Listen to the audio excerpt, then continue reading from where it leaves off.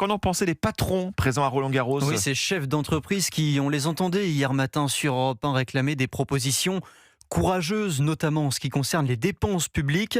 Eh bien, beaucoup d'entre eux sont restés sur leur faim, Barthélémy Philippe. Oui, sur la dette, les retraites, la réindustrialisation, les candidats ont réussi à faire entendre leurs différences sans vraiment se dévoiler.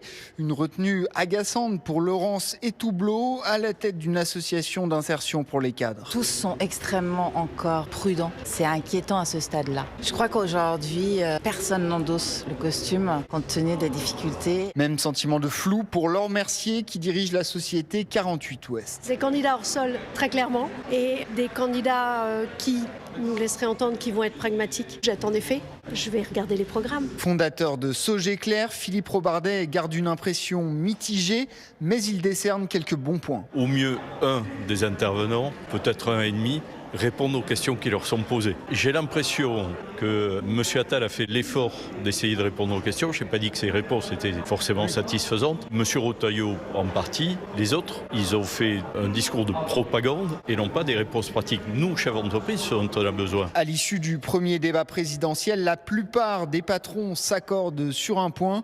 Les candidats ont encore beaucoup de travail. Barthélémy Philippe du service économie d'Europe 1.